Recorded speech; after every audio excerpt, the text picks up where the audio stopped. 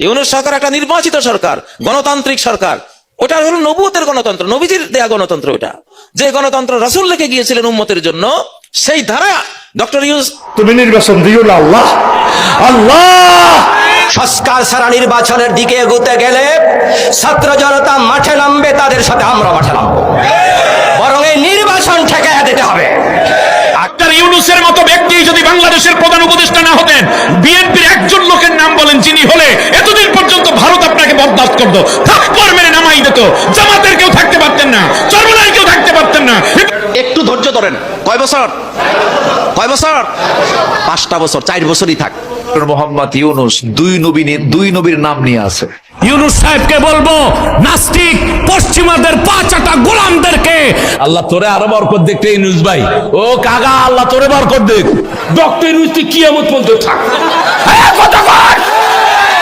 প্রিয় দর্শক, দেশের সকল আলেমদের মন জয় করে নিলেন প্রধান উপদেষ্টা ডক্টর মোহাম্মদ ইউনূস।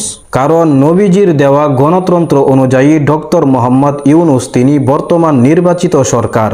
হ্যাঁ, এমনই একটি বক্তব্য দিয়ে তোলপাড় সৃষ্টি করেছেন মুফতি কাজী ইব্রাহিম সাহেব। এছাড়াও দেশের শীর্ষ উলামায়ে কেরামগণ নির্বাচন এবং ডক্টর ইউনূসকে নিয়ে বিভিন্ন রকমের বক্তব্য দিয়ে সারা দেশে তোলপাড় সৃষ্টি করেছেন, যা আপনারা শুনলে অবাক হবেন। তাহলে চলুন মুফতি কাজী ইব্রাহিম সাহেবের বক্তব্যের মধ্য দিয়ে এক এক করে সবার বক্তব্য শুনে নেওয়া যাক। ইউনূস সরকার একটা নির্বাচিত সরকার, গণতান্ত্রিক সরকার। কিভাবে? নবীজি, তারপরে কে খলিফা হবেন, নবী সাল্লাল্লাহু আলাইহি ওয়াসাল্লামের পরে কে রাষ্ট্রপ্রধান হবেন, তিনি একটা সূত্র দিয়ে গিয়েছিলেন, ওয়া আল্লাহু ওয়াল মুমিনুন ইল্লা আবু বকর। তোমরা দেখবা একটা অটোমেটিক ঘটনা ঘটবে। আমার পরে কে খলিফা হবে আমি জানি, কিন্তু আমি তোমাদেরকে চাপিয়ে গেলাম না। আমি জানি আল্লাহ আবু বকরকে নেবেন, তোমরাও ইচ্ছে করে আবু বকরকে নিবা। এই জন্য আমার বলার দরকার নাই, আমি জানি। এটা উনি একটা আগাম প্রেডিকশন দিয়ে গেলেন। ঠিক তাই হলো। আবু বকর, উমর হাত বাড়ালেন, আবু বকর তুমি প্রেসিডেন্ট, খলিফা। সাথে জানা ছিল, হ্যাঁ ঠিক আছে, এত উত্তম মানুষ আর কে আছে আমাদের সমাজে। দেখতে দেখতে গোটা সমাজ মেনে নিল। ঠিক ইউনূসের ঘটনা তো এইরকম। ওটা হলো নবুয়তের গণতন্ত্র, নবীজির দেয়া গণতন্ত্র। ওটা তিনি জাতির উপর রেখে গেলেন, সেটা জাতি বাস্তবায়ন করলো। ইউনূস সরকারকে অনির্বাচিত সরকার কেমনে বলবো? ওটা সর্বোত্তম, সর্বশ্রেষ্ঠ যে গণতন্ত্র রাসূল রেখে গিয়েছিলেন উম্মতের জন্য, সেই ধারা ডক্টর ইউনূসকে আমরা নির্বাচন করতে পেরেছি। আলহামদুলিল্লাহ, এটা আমাদের গৌরব। তুমি নির্বাচন দিও না আল্লাহ, আল্লাহ। শীতের দিকে আল্লাহ। ডক্টর ইউনূস সাহেবের জীবদ্দশা এই বাংলার জমিনে নির্বাচন দিও না। এই নিয়ামত তুমি আমাদেরকে দিছো, এই নিয়ামত তুমি চিনে নিও না আল্লাহ। আল্লাহ তাকে নেখায়াত দাও। সংস্কার ছাড়া নির্বাচনের দিকে এগোতে গেলে ছাত্র জনতা মাঠে নামবে, তাদের সাথে আমরা মাঠে নামবো। বরং এই নির্বাচন ঠেকাইয়া দিতে হবে। আগে সংস্কার, তারপর বিচার, সংস্কার, তারপর নির্বাচন। আমরা ক্ষমতার রাজনীতি করি না, করলে আমরা নির্বাচন চাইতাম। প্রফেসর ইউনূস সাহেব সংস্কার করে নির্বাচন দেবে। এই সংস্কারের প্রয়োজন যদি 1 বছর হয়, 1 বছর সময় আমরা দেব। 2 বছর হলে 2 বছর দেব, কম বেশি যা লাগে দেব, কিন্তু সংস্কার না করে কোনো নির্বাচন মেনে নেওয়া হবে না। ডাক্তার ইউনূসের মতো ব্যক্তি যদি বাংলাদেশের প্রধান উপদেষ্টা না হতেন, বিএনপির একজন লোকের নাম বলেন যিনি হলে এতদিন পর্যন্ত ভারত আপনাকে বরদাস্ত করতো, থাপ্পড় মেরে নামাই দিত। জামাতের কেউ থাকতে পারতেন না, চরমনাই কেউ থাকতে পারতেন না, হেফাজতের কেউ থাকতে পারতেন না। ডক্টর ইউনূস বলেই বাংলাদেশ এখনো অক্ষত আছে। মাথা উঁচু করে স্বাধীনতা সার্বভৌমত্বের একটা বরত্ব এখনো ঘোষণা দেওয়ার সুযোগ আছে। ডক্টর মোহাম্মদ ইউনূস দুই নবীর নাম নিয়ে আছে। মোহাম্মদ আবার ইউনূস। দেশ পড়ছিল মহা বিপদে। বিপদে পড়লে কোন দোয়া করা লাগে? দোয়াও ইউনূস, ব্যক্তি মোহাম্মদ ইউনূস। আসছে সময় মতো। আমরা তাকে ইসলামিক স্কলার মনে করি না, তিনি ইসলামিক স্কলার নন। ইসলাম সম্পর্কে খুব বেশি জানেন তাও নন, কিন্তু এটা স্পষ্ট হয়েছে জাতির সামনে তিনি ক্ষমতা লোভী নন। ডক্টর মোহাম্মদ ইউনূসের জন্য আপনারা দোয়া করবেন। এদেশের দরিদ্র মানুষের কথা বলতে গিয়ে তিনি কান্না করে দিয়েছেন। এটা রাষ্ট্রপ্রধানের কত দরদ হলে এদেশের মানুষের জন্য কান্না করে। ওদের বিগত জীবনে কোন রাষ্ট্রপ্রধানকে দেশের মানুষের জন্য কাঁদতে দেখেছেন? তারা কেঁদেছে, বাবার জন্য কাঁদছে, মায়ের জন্য কাঁদছে, স্বজন হারা বেদনায় কাঁদছে। কথা বলে না, ঠিক কিনা বলেন? আর সেই কাদাও তো আসল কাদা না, সব ছিল নাটকীয় কান্না, চোখে কোনো পানি নাই, খালি নাক মুছে। ঠিক কিনা বলেন? ভণ্ডামি কান্না কেঁদেছে। ডক্টর মোহাম্মদ ইউনূসের নেতৃত্বে ছাত্র জনতার রক্তের বিনিময়ে একটি নতুন বাংলাদেশ গড়ে উঠেছে। এই বাংলাদেশ কারো গোলামি করবে না, দাসত্ব করবে না, আপন মহিমায় মাথা উঁচু করে যোগ্যতার বলে দাঁড়িয়ে থাকবে। কথা বলতে হবে, ঠিক কিনা বলেন? আমাদের একটু ধৈর্য ধরেন। কয় বছর?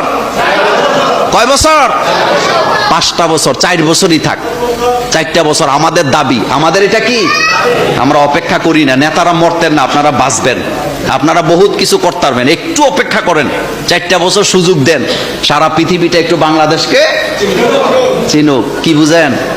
আপনি দেখছেন না থাইল্যান্ডে কি হয়েছে? আপনি দেখছেন না চীনে কি হয়েছে? অপেক্ষা করেন, আরো নতুন চমক আসতেছে। ডক্টর মোহাম্মদ ইউনূস না হয়ে অন্য কেউ আসলে এই দেশটা টিকিয়ে রাখা সম্ভব হতো না। আল্লাহ ব্যবস্থা করে, এমন একটা মানুষকে দিয়েছে যার একটা পরিচিতি আছে আন্তর্জাতিক মহলে। নোবেল প্রাইজ তা যারে তারে দেয় না, তাহলে আমাদের হাসিনাও পাইতো। যেই মানুষকে বাংলাদেশের মানুষ ক্ষমতায় বসাইছে নাম হলো ডক্টর মোহাম্মদ ইউনূস। ইনি হলেন একজন বিশ্ব নেতা। আল্লাহু আকবার বলেন। ব্যাংককে একটা বৈঠক হয়েছে, সেখানে নরেন্দ্র মোদী ডক্টর ইউনূসের সাথে সাক্ষাৎ করতে গেছে। ডক্টর ইউনূস সাক্ষাৎ করবে, ডেট দিয়েছে, হ্যাঁ অমুক তারিখে সাক্ষাৎ করব। তার আগে বিশ্বের বড় বড় নেতাদের সাথে সফর করে এরপরে ব্যাংককে নরেন্দ্র মোদীর সাথে বৈঠক করতে গেছে। নরেন্দ্র মোদী আগে গিয়ে বসে আছে রুমের মধ্যে, বড় বড় সাংবাদিকরাও সেখানে বসে আছে। ডক্টর ইউনূস যখনই ঢুকছে সবাই দাঁড়িয়ে সম্মান করা শুরু করে দিয়েছে। আল্লাহু আকবার বলে। মোদী দাঁড়িয়ে গেল, সবাই দাঁড়িয়ে গেল। এরপরে নরেন্দ্র মোদীর সাথে ডক্টর ইউনূস কথা বলা শুরু করে দিল। ইংলিশে কথা বলতেছেন ডক্টর ইউনূস, মারহাবা বলেন। আন্তর্জাতিক ভাষা কি? আরো জোরে বলেন। এখন মোদী তো ইংলিশ জানে না, মোদী নিয়ে আসছে দোভাষী। দোভাষী বোঝেন? ও শুই না মোদী রে হিন্দিতে কয়, क्या क्या है বলে এ বলতে হয়। ডক্টর ইউনূস তাক লাগাইয়া দিছে, ছোট্ট বাংলাদেশি হতে পারি কিন্তু আমি ইংলিশে সারা পৃথিবীতে বক্তব্য দিয়ে চলে চলে বলে আল্লাহু আকবার। নির্বাচন পরে দাও, শুধুমাত্র ডক্টর ইউনূসরে 5 বছর যদি রাখা যায়, আমার কাছে মনে হয় 55 বছরের পিছিয়ে যাওয়া বাংলাদেশটা 100 বছর পর্যন্ত অগ্রগামী উনি নিয়ে যেতে পারবে, ঠিক কিনা? ডক্টর ইউনূস কাজ করতেছে সবই, কিন্তু একটু ধীর গতিতে হচ্ছে। আপনারা জানেন স্বৈরাচার হাসিনা যে অর্থনীতিকে পঙ্গু করে বাংলাদেশ থেকে পলায় গেল, ওই জায়গায় কোন সরকার যদি ভোট পায় ক্ষমতায় যাইতো 6 মাস তারা টিকতে পারতো না। আন্তর্জাতিক চাপে মানুষের ভিতরে এমন একটা বিদ্রোহ জ্বলে উঠতো, 6 মাসের মধ্যে তাকে পদত্যাগ করা লাগতো। জনগণ কথা ঠিক কথা বলে বুঝতে পারতেছেন না। আজকে যারা তাড়াতাড়ি ক্ষমতা নেওয়ার চিন্তা করতেছেন, ভাই বুঝতে পারতেছেন না যে দেশটা কোন জায়গাতে রেখে গেছে। মোহাম্মদ ইউনূসকে স্যালুট দেই, তিনি আজকে চীন সফরে গেছে, ফাইনাল খেলা শুরু করে দিয়েছে। আল্লাহু আকবার কর। ডক্টর ইউনূস গেছে চীনে, আর ভারতের ঘুম হারাম তাদের অন্তরের ভেতরে চিন চিন করা শুরু করছে। কথা কর না কে? তার কারণ স্বৈরাচার হাসিনা পালিয়ে যাওয়ার পরে ভারত কম ষড়যন্ত্র করেনি, ডোনাল্ড ট্রাম্পের কাছে পর্যন্ত গেছে, কোনো কাজ হয়নি। ডক্টর ইউনূস এমন খেলা দিয়েছে, ভারত উপকার। আজকে তাম পৃথিবীর 27টা দেশের রাষ্ট্রদূত বাংলাদেশে আসছে ডক্টর মোহাম্মদ ইউনূসের সঙ্গে আলোচনা করবে বাংলাদেশকে কিভাবে উন্নতি করা যায়। সুবহানাল্লাহ কোন। ডক্টর মোহাম্মদ ইউনূস বাংলাদেশ চালাচ্ছে। এই বছর আমরা যে ভালো আবহাওয়া পেয়েছি, এত ভালো আবহাওয়া গত 16 বছর পাইনি। কথা বল না কে? ইউনূস সাহেব আল্লাহ তারকে দীর্ঘ হায়াতে তাইয়্যিবা দান করুন। বলেন আমি। এবং যতদিন বেঁচে আছে আর মাথা শরীর ঠিক আছে, জবান ঠিক আছে, ততদিন ওই চেয়ারে রাখেন ওকে। ইলেকশন বহুত হয়েছে, বহুত ভোট দেখেছি, নেতা দেখেছি, ওগুলো আর দেখতে দরকার না, দেখতে চাই। ওকে বসান, এই দেশ উন্নত হবেই হবে। ছাত্র ভাইরা তোমরা শক্ত হাতে দেশের দায়িত্ব বহন করো। তোমাদের সাথে আমরা আছি। আমরা সৎ নির্ভীক নেতা চাই, যারা দেশ ও জাতির কল্যাণে কাজ করবে। চোর বাটপারে গুন্ডাদের আমাদের দরকার নেই। এই যে দেখেন, কিছুদিন আগে আমাদের বর্তমান নেতা ডক্টর ইউনূস, উনি সব রাজনৈতিক নেতৃবৃন্দদেরকে ডেকেছেন একটা ইস্যুকে কেন্দ্র করে। তার মানে গোটা বাংলাদেশ এক হয়ে গিয়েছে। আমরা সবাই উদ্বেলিত হয়েছে, উচ্ছ্বসিত হয়েছে, ঠিক কিনা বলেন? রাজনৈতিক নেতাদেরকে ডেকেছেন উনি, আমরা এক হয়েছি। এরপর ধর্মীয় অঙ্গনের যে লিডাররা, বিভিন্ন ধর্মের, শুধু মুসলিম না, সবাইকে ডেকেছেন, আমরা ঐক্যবদ্ধ হয়েছি। এটাকে বলে ন্যাশনাল ইউনিটি, জাতীয় ঐক্য। ডক্টর ইউনূসকে যদি 5 বছর আপনারা থাকতে দেন, আমাদের বিশ্বাস 55 বছরের পিছিয়ে পড়া বাংলাদেশকে 5 বছরে 100 বছর পর্যন্ত টেনে নিয়ে যেতে পারবে ডক্টর ইউনূস। এজন্য কেউ যখন কোনো ভালো কাজ করবে, হোক সে আমার দলের না, হোক সে আমার মতের না,